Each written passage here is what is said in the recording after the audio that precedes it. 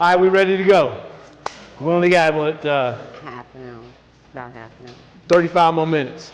All right, so we've talked about what academic preparation is and what it isn't.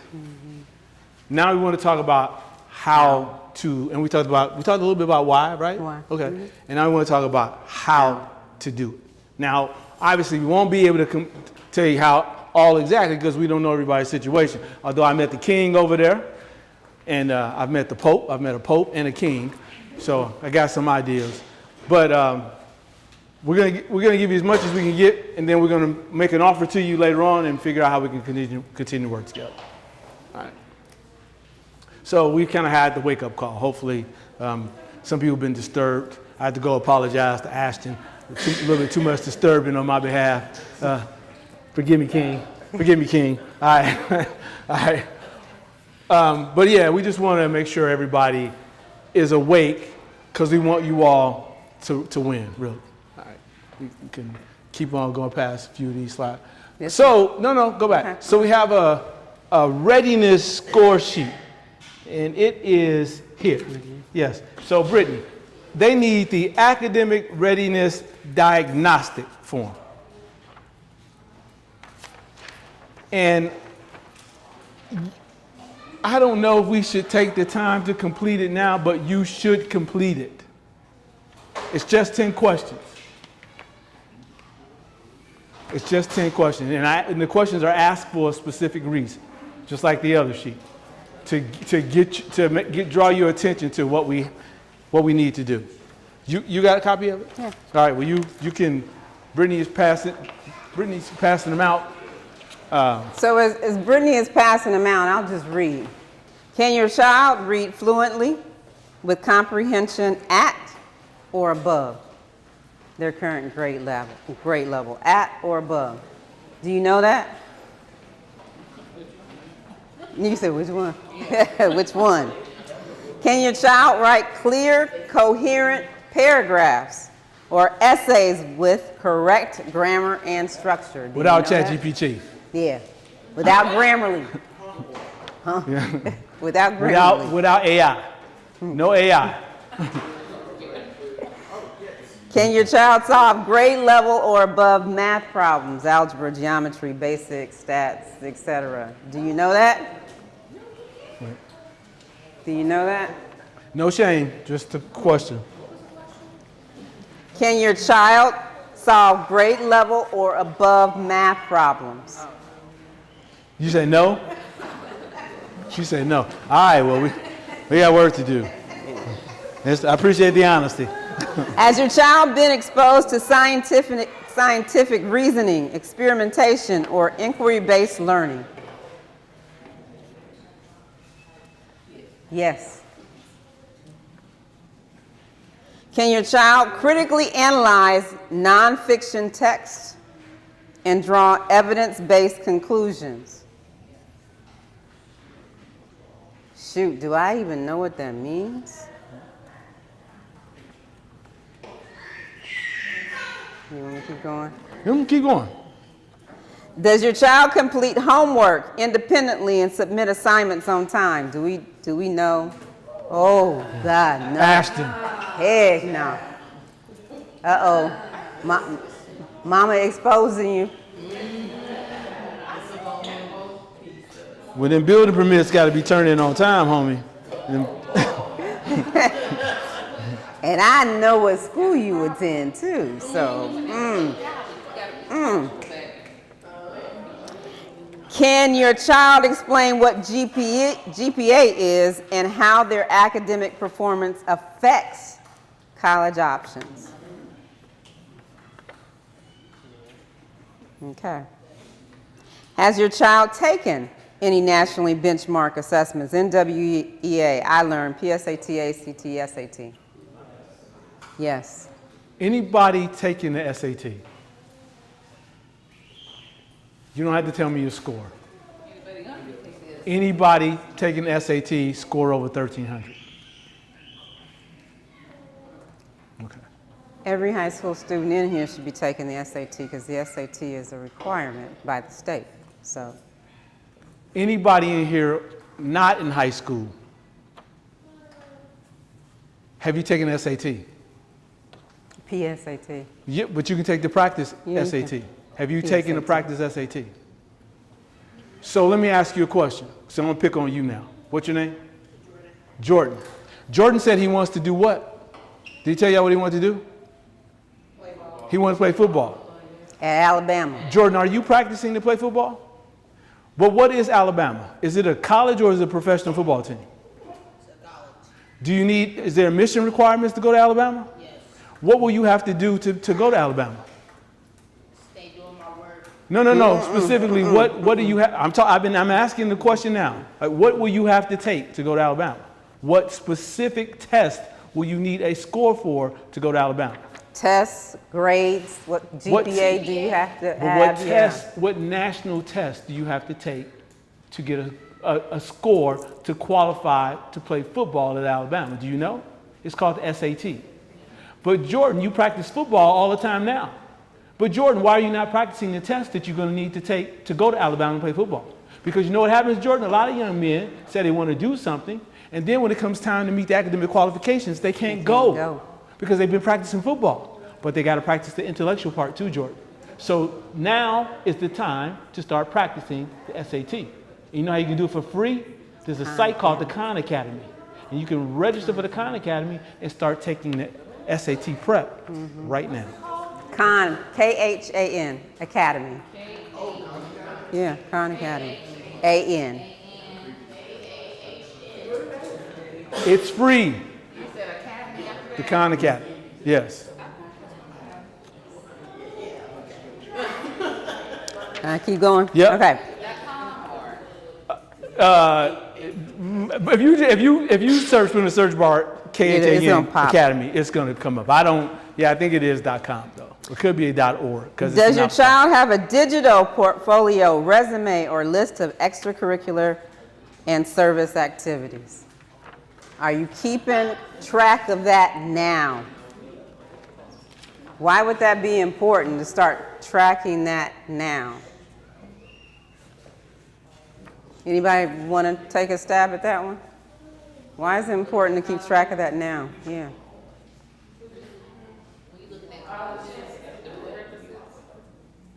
So often we get involved in all these different things. When it's time to apply, we can't even remember what we did. So if we actually have a digital portfolio, we're keeping it along the way. Every grade, that 9th, 10th, 8th. Then when it comes to apply, we don't have to sit there and try, well, what did I participate in the 10th grade?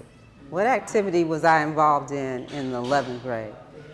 You got it right there already for you. LaTanya and I call it the AEA, the academic and extracurricular activities.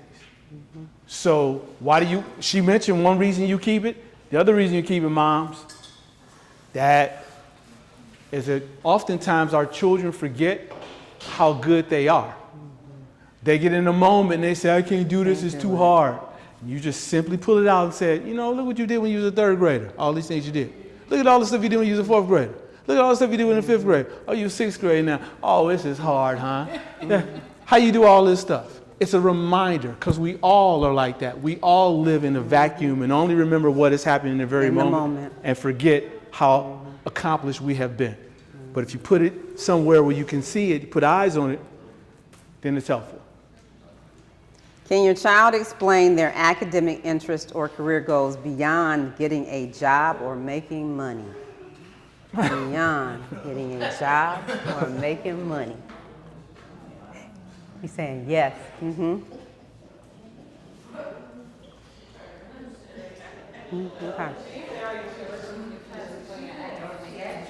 All right, so did y'all total your score? Anybody get above 80%? Yeah, y'all. Yeah, y'all good. I got to come over there and spend some time with you all. Yes. What do you know about your schools? Other than it's where you drop your children off. This is really a specific question for parents. What do you know about the places where you drop your children off? What do you know about it? What do you know about the people who teach them? Where did they go to college? What kind of grades did they get? Hey, they're teaching your child math. Did they pass math? You got a math teacher. Does this person have a math degree? Or they got a certificate to teach math? Like real talk. What do you know about the people who you leaving your children with every day? What do you know about the school? Is school any good? We just got through talking about schools a little bit before. Like this is most of us know more about what's in some of the food items we eat than we know about the people who take care of our children. I'm going to ask you, Brittany has another form. Yes. It's a school and district audit worksheet.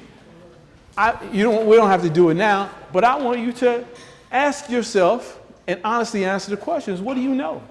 What do you know about the school? How many of the teachers are rated highly effective? Effective. Do you know that? Why is that important? What percentage of students graduate on time? What percentage of students go to college on a full ride scholarship? What percentage of students who go to college need remedial courses after they finish? What do you know about where you drop your children off every day? What do you know about the people who you have partnered with to take care of what I imagine are some very important people in your life? What do you know?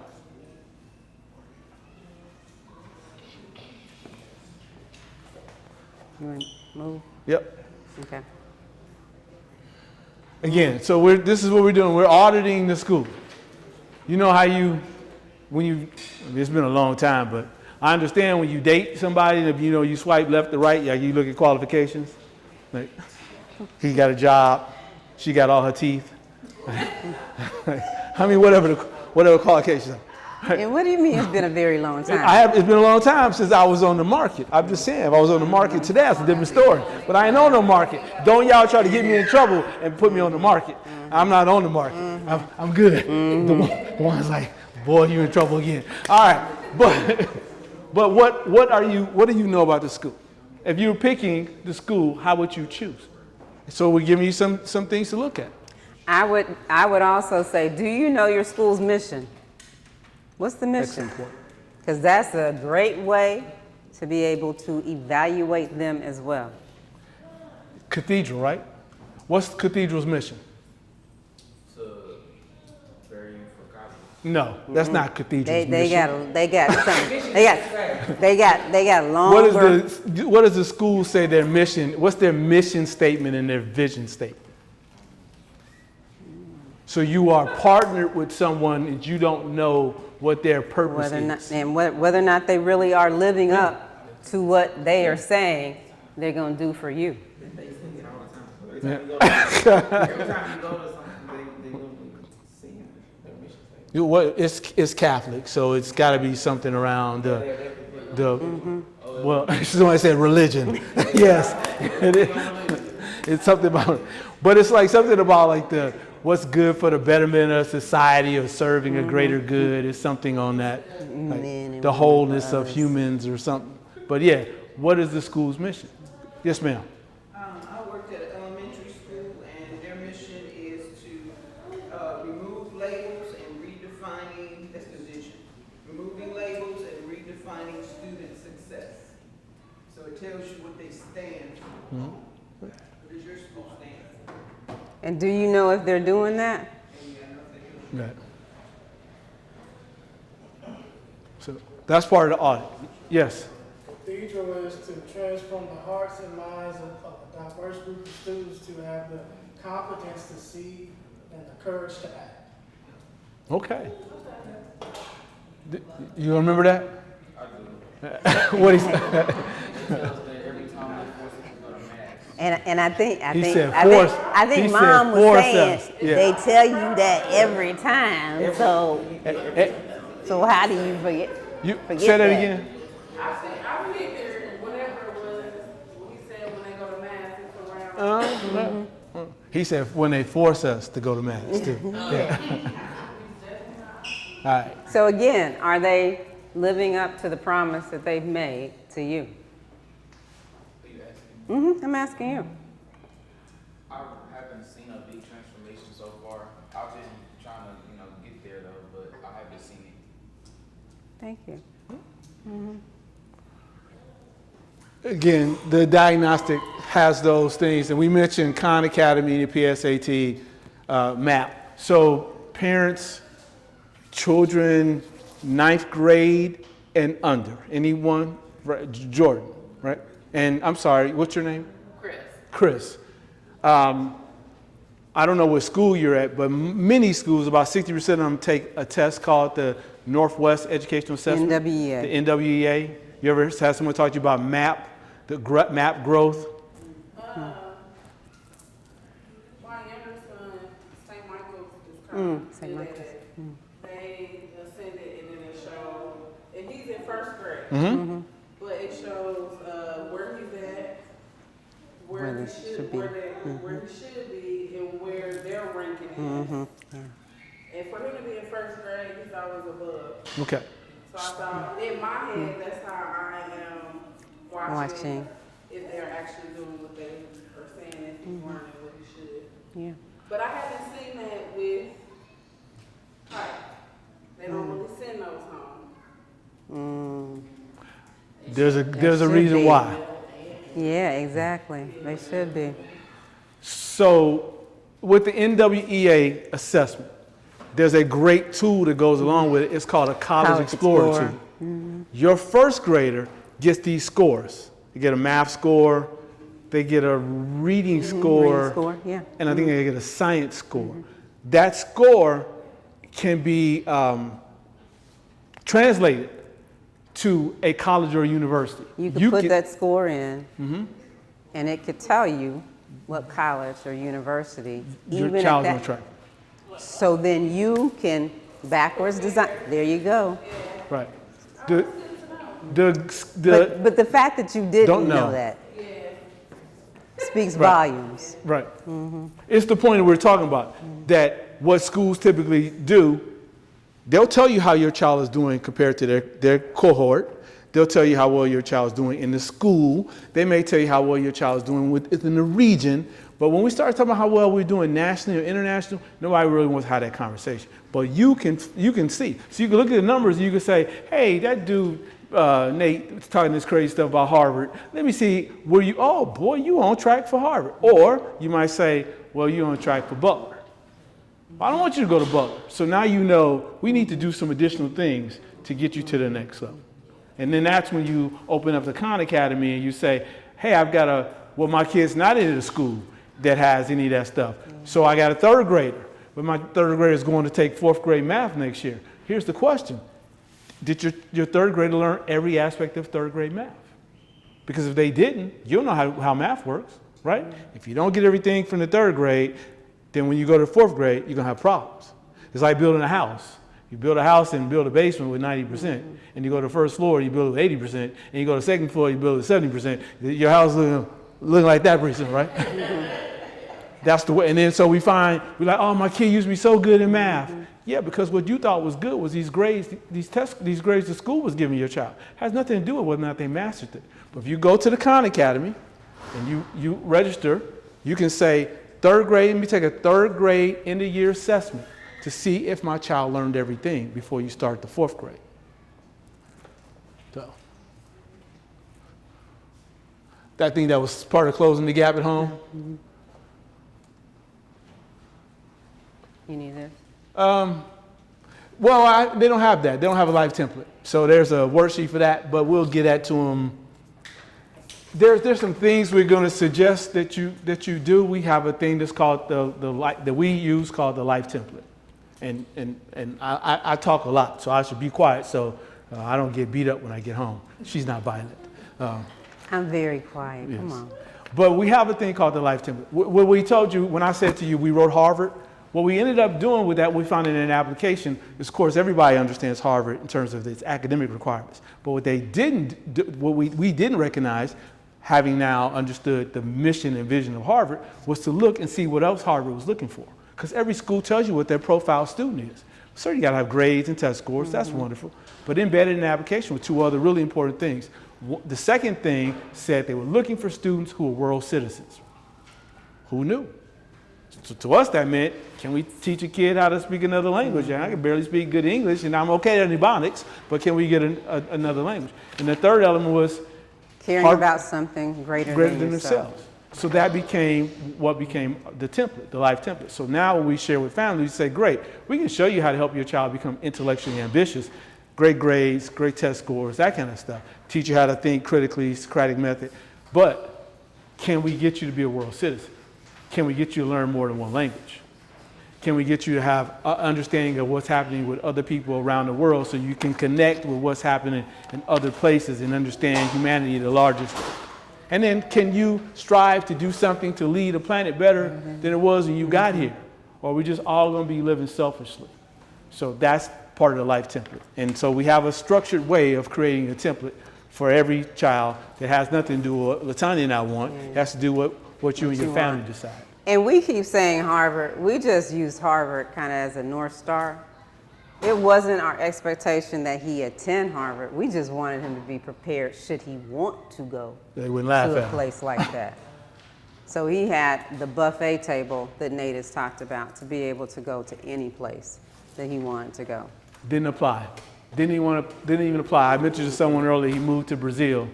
And when he came home, he was like, yo, I'm not putting on no long pants, so you can forget anywhere where it's cold. So I'm going to California, Texas, or Florida. So there you have it. Again, it's a little bit about the template, right? We're going to set academic goals. You're going to set character goals, because that matters. That's a big part of how you move on in your life. If some people say, like, who do you know? It's not even who do you know. It's not even who knows you. It's who likes you. Like, are you raising likable children that other people want to help and see succeed? And one of the things that we used to do as a family that speaks to this character is we literally would have time together to set our own mission, what we expected for us to do. And he was like little, and we were having these conversations with him. Yeah, we have a sheet from when he was 6 that we said, hey, who are you? What are you going to accomplish in your life? What's going to happen in the next 6 months? What's going to happen this school year? What's going to happen in 3 years? What's going to happen in 5 years? What's going to happen in 10 years? And why was that helpful? Because it held us all accountable to it. If you can't see it, you're probably not going to do it. Most of us are not going to do it. We make New Year's resolutions every year, and by about the 23rd of the month, we've broken them. right? Why? Why? Because one, because we can't see them, and two, because they're about us. If somebody you love is sick, you know what you're doing? You're doing everything to get them healthy. But then you walking around here doing everything to make yourself unhealthy. Right? So we just figured if we could figure out how to do it as a team, we'd be more likely to see those things come to fruition. Those are the things that are part of the life template. Intellectual ambition, which includes subject matter mastery, global readiness. Can you speak in more than one language? Do you understand what's going on in other places in the world? I dare say, I don't have to tell you about some of the places where there's war and famine and all that kind of stuff going on. Do you understand the connectedness to those places to where you are right now? Do you have a personal mission? And are you trying to be responsible to the ancestors? Because this is not about you or I. Somebody else already paid the cost for you and I to have to what some people would call freedom. Somebody else did that. Are we engineering the strategy to pay that forward? I think I mentioned somebody, hope is not a strategy. We talked about the life template, and we just want to help you to create a blueprint for your own results. I think we shared a little bit about Naeem. I don't know. I don't want to spend a lot of time talking about his big head, but I'm sorry. That's your doctor cousin. Your doctor cousin. Your doctor cousin. But I would say that Latanya and I grew up helping somebody else grow up, if that makes sense. I learned a lot about a lot of stuff because I was trying, one, to be the father for my son that I've never had. Let me tell you this real quick. 30 years ago, almost to the day, I have this new baby, born June 27th. I called my father, haven't had a real good relationship with him. I said, hey, you have a grandson. Why don't you come by the hospital and see us? I had just taken a job. I finally got a job at Purdue. So I left Valparaiso a month earlier, and she's still in Valparaiso, and she calls me, because this is when you had land phones, kids, if you know nothing about it. She calls me and leaves me a voicemail on that answer machine. Y'all know nothing about that either, to tell me her water's broke. So I rush up to see my wife and her deliver this baby, and I call my dad, because they kick you out the hospital 36 hours later. We're going to stay with my mom for a few days because we need these wellness visits. And I said, hey, your grandson is born. Come by the hospital. 36 hours. Doesn't show up. We go to my mom's house. We're there on a Thursday. Doesn't show up. We're on a Friday. Doesn't show up. On Saturday, we're done. We pack up everything, and we're going to drive to Lafayette where we're going to live. And I said, let me go by here and see my father. So we get out the car, and I got my baby, and I'm excited. I'm thinking, this is the hallmark moment. I'm going to have this new baby, and my daddy now, we're going to bond, and he's going to love his grandson, and everything's going to change. And I ring the doorbell, and he comes to the door, and he looks at me, and I say, hey, here's your grandson. And I do like this, and he does like this. And says, take that baby. I don't like babies. Bring him back when he's 18. I had to figure out how to get over all of that because somebody else was counting on me. And that's what I mean, having to grow up. I had to grow up to help somebody else grow up. Right? So that's part of his journey. We grew up to figure out how to help him grow and got people who decided to love us for no reason, to love him for no reason. I was sharing someone earlier. He has Jewish grandparents. We're not Jewish. They're white Jewish folks who have embraced him. They get T-shirts from every school he wears and say Carnegie Mellon Grandma, And they NYU Granddad. They wear him proudly. For his 13th birthday, we did a black mitzvah. Black mitzvah, yes. They allowed us to do a bar mitzvah for black people. That wasn't Jewish. Right. But we created this village, and that's what we're saying. Like, you cannot do this all by yourself. We're not going to pretend like we did it all by ourselves. People loved us for no reason, and then they hence loved him for no reason. And we know that you all have a lot of people like that in your lives too. And it's important to tap them on the shoulder and say, hey, I need you right now. Right. We have a system called the Starting Five. It's like a basketball team, except your child's the coach. And the responsibility as coach, once you tell us what the play is, what you want us to run, then we all got to figure out how to make that happen. There's a point guard, and that's the parent who points the child in the right direction and guards all of their hopes and dreams. And I'm assuming that the people at the table today are the point guards. There's a shooting guard. There's somebody who you need in your life who tells you something aspirationally all the time. You can win. There's a small forward. If somebody tells you, hey, LaTanya is usually that for name. Hey man, this assignment is due. Hey, this scholarship application is due. I ain't paying for you to go do this thing. Better go and get this money. There's a power forward. Because when we get sick and tired of our own children, because we do, and they get sick and tired of us, somebody else needs to come up with a different voice to remind us, hey, this ain't about you. We got a power forward. And then lastly, there's a center of influence. Every child needs somebody that knows somebody that can make some connections to introductions. And so LaTanya and I have a system for helping people to create that, because that's what we've had to create time and time again for 9 years. So I think we're kind of at the end of the evening, and so we're supposed to tell you that we want to be able to stay connected. You can find us at the www.lxtrap.com. Right. But before we move on, let's open it up to questions. Anyone have any questions about anything we said? Any comments? Any pushback? Any, man, I don't ever want to see you again. I don't know how that woman stayed married to you. Yes, ma'am. Could you share with what you provided for us tonight? tonight. Yes, ma'am. And we greatly appreciate the fact that you made it open to the community. But how do we keep up with where you are and what you're doing? Okay. So Brittany is passing. Brittany has that. I'm terrible with that. So we do private consultations. We do group events, right? Sometimes they're virtual. We did a lot of that during the pandemic. We're working with families virtually.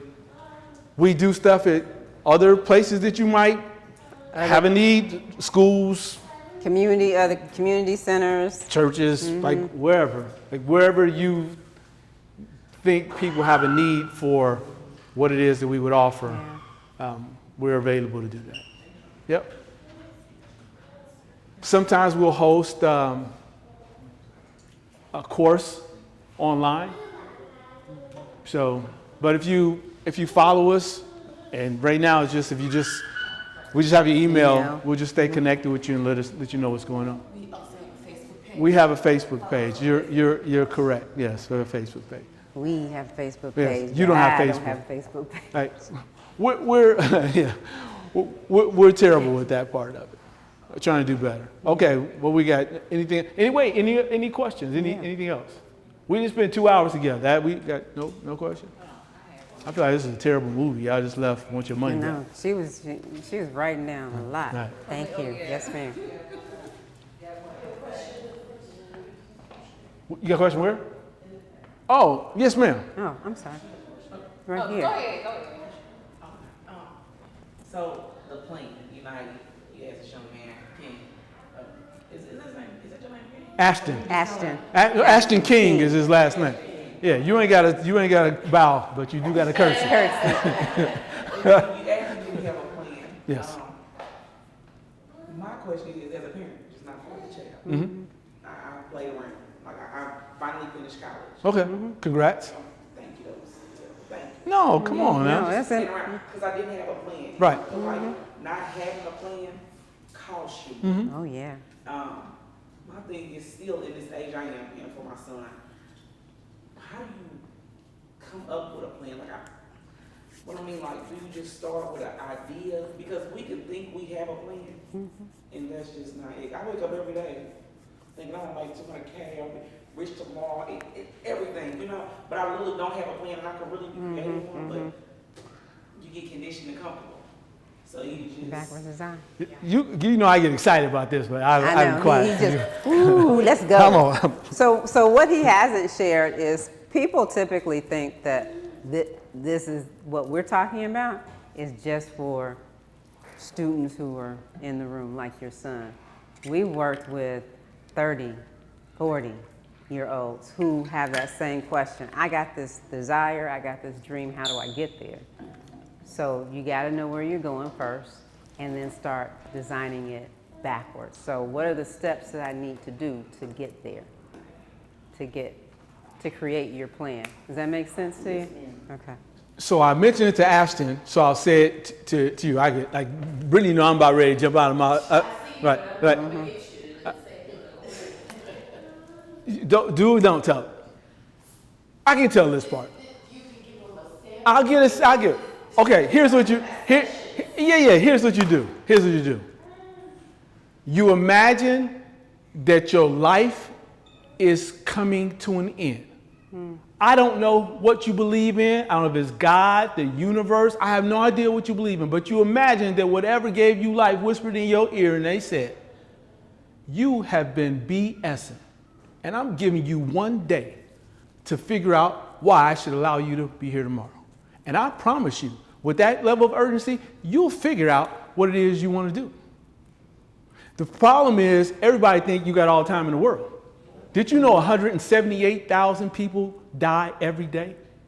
178,000 people go to bed and don't wake up the next day. So I'm saying to you, whatever you have inside you, do not let it die with the other 178,000 people. Decide right now, I'm going to figure out what my life would be if it could be whatever I wanted it to be. And she said, I know what I want to do, I just don't know how to get there. Do you know what you want to do? You know something different happens? Okay. Like, I think something different happened every other day. Do you have a list? Crisis. Do you have a list? Are they written down anywhere? Yes, sir. Now, that's one thing. I have plenty of journals and writings. So you like to write? Oh, yes. What? I don't know. I don't see. Because it scares you.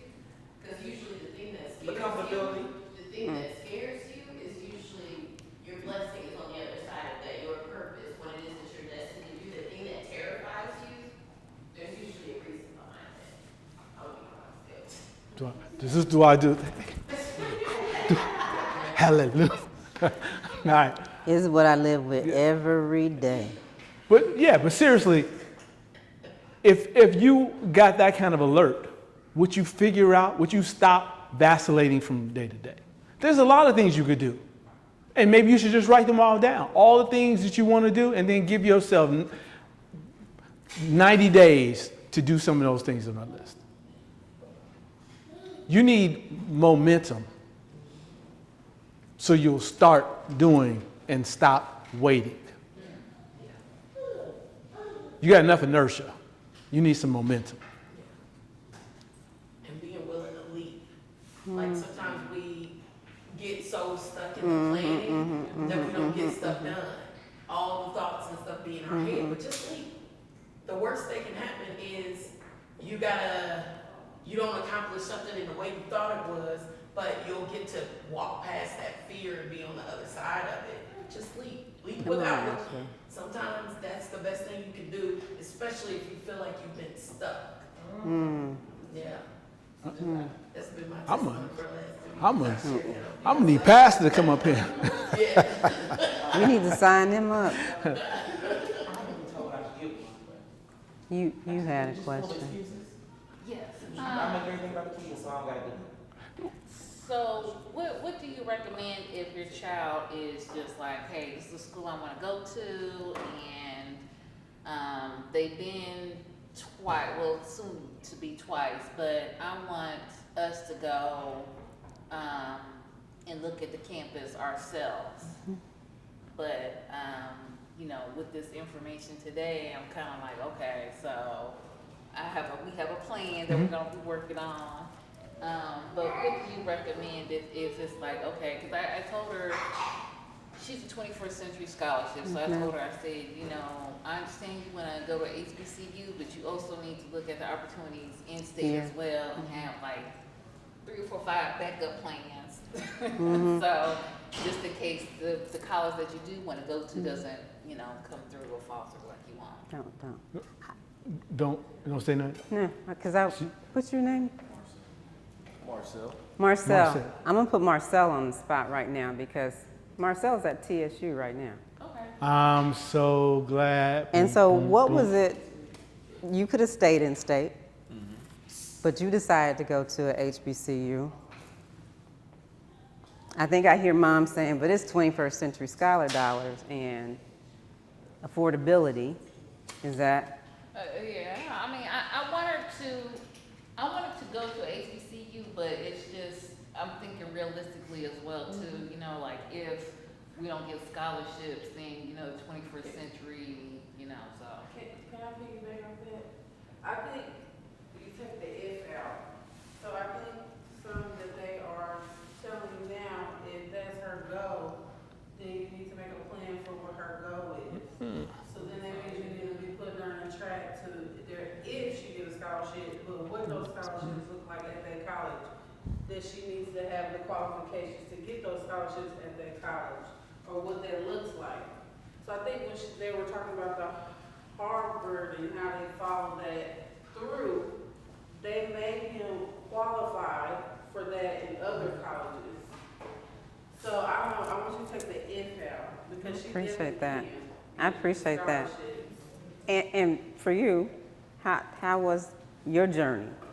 Such as why I picked an HBCU. Yeah, I mean, you could have stress you out. More so the reason I chose an HBCU because I wanted that community.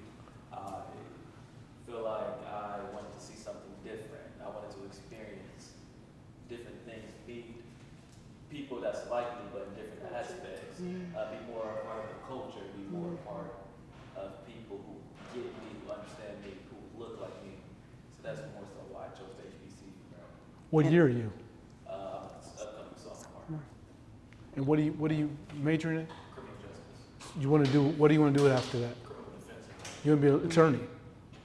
You know what law school you want to attend? Not yet, but You still got to research. somewhere maybe in Texas, maybe. Does it matter what the school is ranked? Does it matter what the bar passing rates are? Have you? Okay. How about the bar He's passing? already said he's got to do his research. I know, but I don't know I don't know what his research is. So I'm like, let me give you some researchable stuff. One lawyer to a future lawyer. He got it. All right, okay. He don't want to hear from you. So all right, all right. It's just a question. Yes, ma'am. I may have missed it then, but did you touch any on, choosing the college? Because I know most of us try to go off of our income or what we think we can afford versus. No, we didn't touch on it specifically. The question is, did we touch on how to choose a college? I am of the mindset, because the colleges cost so much money, I want to go to the college when I don't have to pay no money. Right? So that's just me. Not everybody feel that way, but if you got deep pockets, have at it. So I would say, if you know what you want to major in, then the question is, what school does the best job of graduating people who are like you? Right? What school does the best job? Naeem, Latanya's baby, who she says mine, he attended for undergrad Santa Clara University.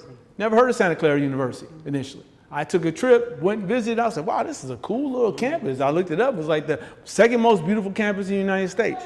So I said, hey, when you come back, we should come out here. We went out there and visited. The folks treated us like we mattered. But you also had questions. We had questions. But before that, we looked. He says, I want to do computer engineering. So we looked. There's a site we looked for, and to see which school graduated black men, computer engineering, 4 years or less, little or no debt. There was University of California, Berkeley. There was Stanford, and there was Santa Clara. So he applied to those three schools. When we go to Santa Clara, we go to Stanford. They give us a tour like he don't matter. Okay. We go to Santa Clara. They're like, come on. The associate vice president gives us a tour. The dean of the School of Engineering makes time for us. He meets some faculty members. Oh, well, you going here. But I want to go back to those questions, because the questions that we asked when you said the percentage of that you graduate that look like my child, what are the placement rates for my child? They were the only university that attempted to answer those questions. Attempted to answer those questions. And we're honest in saying, yeah, some of them we just can't. We got to do a better job. And if we have a son like your son in our midst, he can help us out. He'll push us. We know that. Right. We need him. So the answer to the question is, I would pick a school based on a school that is more likely than not to get my child to the finish line. And if it's about a job, that they can get the highest starting income they can get, because he wants $200,000. Or they want to go to graduate school somewhere, they do the best job preparing people who not only go, but finish. That's the way I would look at it. And then oftentimes that money will come with that, or maybe money doesn't come with it, but you at least know at the end, I'm going to finish in my 4 years. I'm not going to have a whole lot of debt as much as someone would somewhere else. And oftentimes we have this perception that privates, and I'll say this, privates are going to be more expensive. Sometimes they are. Reality is sometimes they are. But sometimes they offer you a better package than public universities too. So I would say never take privates off the table as well, because you just don't know. I think all of the top 25 schools have no loan policies now. Are you all familiar with no loan policies? They won't let you take student loans. Well, no. You cannot go to Princeton and get a student loan. They won't let you have one. You will not. They will pay for it. They'll pay the difference. Cornell, Brown, Stanford, no loan policy. So you could go to Harvard for less than you can go to Ivy Tech. If your family makes $150,000 or less, and your child qualifies for Harvard, and you're admitted, Harvard, Stanford, Yale, etc., you will pay $0. If your child go to Ivy Tech, you're gonna pay about $4,700. So when I say prepare for the best, because you're gonna have more opportunities. You can go choose wherever you want to go, but if you don't have to stick your hands in your pocket, that's pretty good. Karen, did I answer the question sufficiently? All right. Any other questions? Yes, sir. Regardless of any college that you might choose in the future, what are the 5 questions that y'all would say that you should definitely ask your college before going into picking that specific one? Great question. Well, you Yeah, but what do you want from a college? Those are the questions that I would ask. I would want to know here's what I would ask. And then you can talk about what your questions are. I want to know what their first year retention rate was. are. How many students who start their first year Come back the next year. come back the second year? What's the rate? And like any grade, if it's less than 90%, I'm going to start looking someplace else. But I don't want just everybody. Right. I want the retention rates for you. Right? So her point is valid. Make this about you. How many African American males majoring in what I'm majoring in come back here after the first year? The second question is persistence. How many people start in a major and stay. Finish it? Because the data suggests that when it comes to black, brown, and poor children, we can start off in mathematics and we end up in social studies. And I'm not nothing disparaging, but if you said you wanted to come in here and be a mathematician and you leave here with a degree in social studies, I'm like, well, what happened? So you want to pick someplace that does a great job. And for the university, they're happy that you stay. Right. They don't care that you switch majors. You're just still at that university, so they still get to count you. But now your dream has changed, right? Your dream has changed. It was to be a mathematician. Now you're not a mathematician anymore. So now you have to, and maybe you don't want to do that. Maybe you decide, I don't really like math as much as I thought. That's fine. That's up to you. But you want to look at that. I think the third thing I would look at, you said questions that I would ask them? Questions. Specific questions that you would ask them regarding like things that you yourself would want to see. I don't know how you feel about what the environment would be on campus, but maybe that's definitely. something that you might want to know. I don't know. Like, again, I don't want to tell you what to think, but I just, in terms of those two things, I think you absolutely have to know. You might want to know the size of a school's endowment, but you could look that up. You don't have to ask them for that, but you might Why want is to the know. size of the school's endowment important? So the schools with the largest endowments are the schools that typically have the no loan policies. They have more resources to help you to stay in school and go to school without student debt, without digging in your pocket. The schools that don't, today there are about 100 universities that have endowments over $1 billion. And all the other schools who have less than the $1 billion are schools that you're probably going to have to dig in your pocket to pay for your child to go to school. So if debt matters to you, that may be a question you ask. I'd also ask about placement rates, whether it's you going to grad school or whether it's employment. For you. For people just like you. Right? If you want an internship, you want to know how many people just like you get internships. I would be very specific to make it about you, not the general population, to be about you. And we have, if you want to have a conversation with us further, we actually have a list of questions, a more in-depth list of questions. We'd be more than happy to in share places with where you can go and get some additional data. But I would think about what you want. Because you're going to be essentially married to somebody for at least 4 years. You're marrying a school for 4 years. and maybe for the rest of your life, if you happy about being an alum of that school, and if they're happy about you being an alum. We out? They're telling us be quiet now. All right, ladies and gentlemen. Thank you very much. Hi, I'm good. How are you? Would you like to tell us your name? My name is Fatima. Nice to meet you, Fatima. So as a youth that is here tonight at the presentation, will you tell us any takeaways that you've received from the first half of the presentation? I received that it's a pathway on going onto college, and I need to be very prepared in going into college. And there's certain type of techniques that you need to learn before going into college. Okay. Sounds great. And I meant to ask you right before you said your name. How old are you and what year are you in school? I'm 16 and I'm about to be a junior. Okay, very good. And what career aspirations do you have?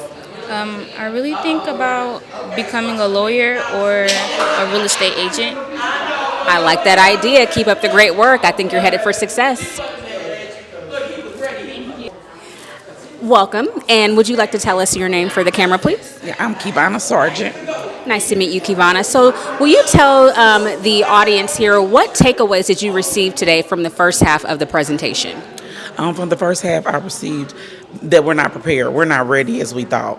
So, as a parent, you think you just know everything. You think you already got it down packed for your kid, because for my son, literally anything schools have, ever since he's been in school, I attend, I sign up, I PTO, PTA, everything they have. And I always think I know more than I actually do. And to hear from them that they had a plan for their child before their child was born, it just lets you know that you really wasn't ready. And that we, to me, are settling a bit. Just going for whatever because we want to try to do it the quick way, the cheaper way, the easier way.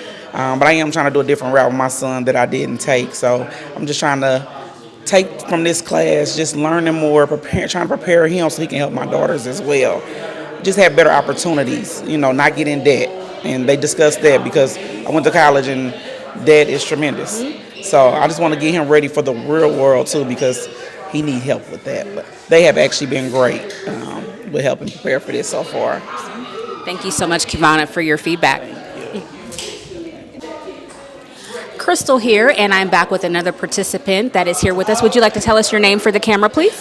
Yes, my name is Chris Stewart, and I'm a parent of a 17-year-old who is a senior who will be going off to college, hopefully, prayerfully, next year. Nice to meet you, Chris, and thank you for that. Can you tell us what takeaways did you receive tonight from the first half of the presentation? What I've taken away is I need to prepare myself and my child, and since then we've been talking about her plan and what she wants to do, what she wants to major in, and I told her she needs to research to see how much that the person is going to make in her subject that she wants to go into, and look for like a secondary major as well, just in case as a backup. So it's opened my eyes to a lot of different things that we need to prepare for, and I'm kind of shocked about how you would think that the schools out there in Fishers and Zionsville would have a high college preparation, but really they don't. And so I was really shocked about that. But it's great information. I'm looking forward to the second half of it. Okay, Chris, thank you so much for your feedback. Thank you.